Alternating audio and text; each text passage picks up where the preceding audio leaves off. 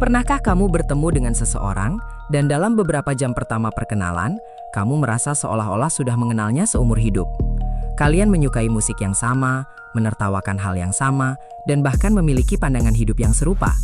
Rasanya seperti takdir, kamu merasa telah menemukan belahan jiwamu.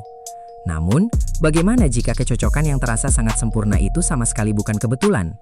Bagaimana jika perasaan terhubung itu adalah hasil dari sebuah taktik psikologis yang dihitung dengan sangat presisi untuk meretas hatimu, menembus pertahanan logikamu, dan akhirnya mengambil alih hidupmu?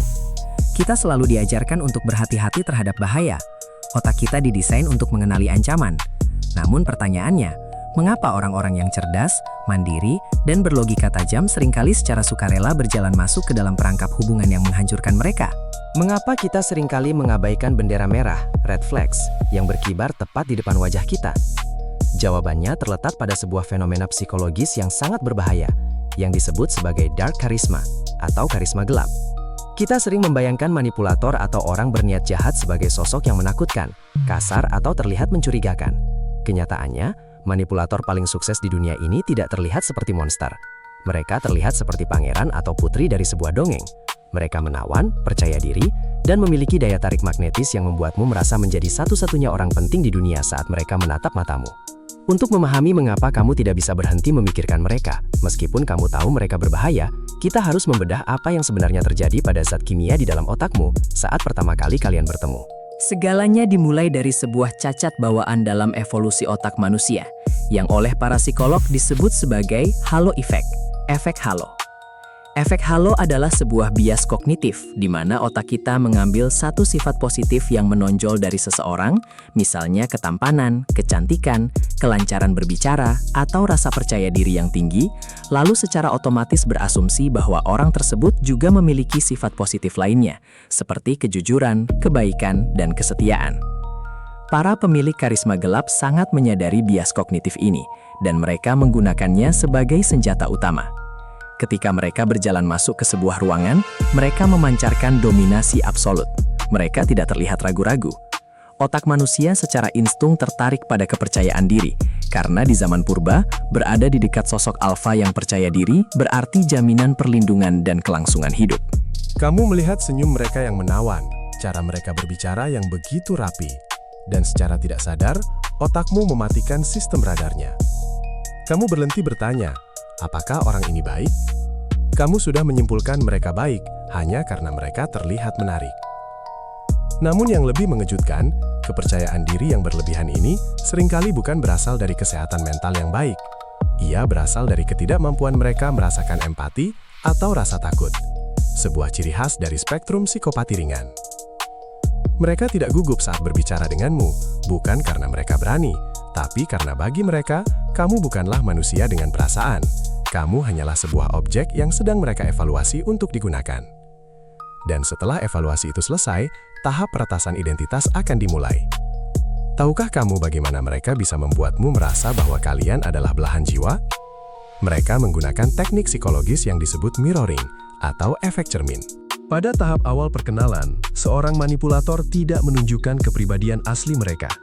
Kenyataannya, di dalam diri mereka terdapat kekosongan identitas. Jadi, apa yang mereka lakukan? Mereka mencuri identitasmu. Mereka akan mengamatimu dengan intens, mereka memperhatikan cara bicaramu, tempo suaramu, dan kata-kata yang sering kamu gunakan. Jika kamu menceritakan bahwa kamu memiliki masa kecil yang sulit karena orang tua yang otoriter, tiba-tiba saja, mereka juga memiliki cerita masa kecil yang sangat mirip. Jika kamu menyukai filosofi kuno atau band indie yang jarang diketahui orang, secara ajaib itu juga menjadi hal favorit mereka. Sebagian besar orang tidak menyadari bahwa mereka sedang tidak jatuh cinta pada orang lain. Kamu sedang jatuh cinta pada pantulan dirimu sendiri yang sedang dimainkan ulang oleh seorang aktor ulung. Teknik mirroring ini menciptakan ilusi keintiman yang instan. Otakmu merespons kesamaan ini dengan melepaskan oksitosin dalam jumlah masif, hormon ikatan batin. Logikamu dilumpuhkan oleh rasa nyaman karena akhirnya kamu merasa ada yang mengerti dirimu di dunia yang sepi ini. Padahal, mereka tidak sedang memahami jiwamu, mereka sedang mengumpulkan data. Mereka sedang memetakan apa saja yang membuatmu bahagia dan apa saja yang membuatmu hancur. Disinilah masalahnya menjadi sangat nyata dan kelam. Orang-orang yang memiliki karisma mematikan ini seringkali memiliki sifat kepribadian yang dalam dunia psikologi disebut the dark triad, 3 serangkai kegelapan. Ini mencakup 3 sifat mematikan yang bergabung menjadi satu kepribadian utuh: narsisisme, machiavellianisme, dan psikopati. Narsisisme membuat mereka merasa bahwa mereka adalah manusia yang paling superior dan berhak mendapatkan apa saja, termasuk seluruh waktumu dan energimu. Machiavellianisme adalah sifat strategis yang licik. Mereka memandang hubungan antar manusia murni sebagai permainan catur, di mana kamu hanyalah bidak yang bisa dikorbankan demi keuntungan mereka. Sedangkan psikopati memberikan mereka darah dingin, kemampuan untuk berbohong menatap lurus ke matamu tanpa denyut nadi mereka naik sedikit pun, dan tanpa ada secercah pun rasa bersalah ketika melihatmu menangis memohon penjelasan. Ketiga kombinasi ini menciptakan predator sosial yang sempurna. Mereka bisa menjadi atasanmu di kantor, rekan bisnismu, atau orang yang sedang tidur di ranjang yang sama denganmu. Mereka menggunakan karisma gelap untuk menyembunyikan kekejaman ini. Kamu terus bertahan karena kamu berpegang teguh pada janji atau versi masa lalu dari diri mereka ketika pertama kali kalian bertemu. Kamu terus menipu dirimu sendiri dengan berkata, jauh di dalam hatinya, dia orang yang baik. Namun ternyata, kebaikan itu hanyalah kostum yang mereka kenakan, dan sekarang kostum itu sedang dilepas perlahan. Lalu, mengapa orang yang cerdas tetap tidak bisa pergi setelah menyadari sifat buruk tersebut? Jawabannya terletak pada taktik licik lainnya, ilusi kerentanan. Manipulator tahu bahwa jika mereka terus-menerus terlihat dingin atau kejam, kamu akhirnya akan pergi. Maka dari itu, tepat sebelum kamu mencapai batas toleransimu dan berniat angkat kaki, mereka akan mendadak menunjukkan sisi yang rapuh. Mereka akan menceritakan sebuah rahasia gelap yang menyedihkan, trauma masa lalu, atau menangis di hadapanmu sambil mengakui bahwa mereka kacau dan butuh bantuanmu untuk berubah. Mereka memosisikan diri sebagai burung dengan sayap yang patah. Dan disinilah insting penolongmu meledak. Empatimu yang tinggi dikawinkan dengan kompleks penyelamat di dalam dirimu. Kamu merasa bahwa kamulah satu-satunya orang di bumi yang bisa menyelamatkan mereka. Kamu memaafkan perselingkuhan mereka, kebohongan mereka, atau kekerasan verbal mereka, karena kamu menganggap semua itu hanyalah respons dari trauma masa lalu mereka. Padahal, air mata itu adalah senjata taktikal. Mereka tidak menceritakan trauma mereka agar bisa sembuh bersamamu. Mereka menceritakannya untuk membajak rasa empatimu, memastikan kamu merasa terlalu bersalah jika meninggalkan mereka dalam kondisi hancur.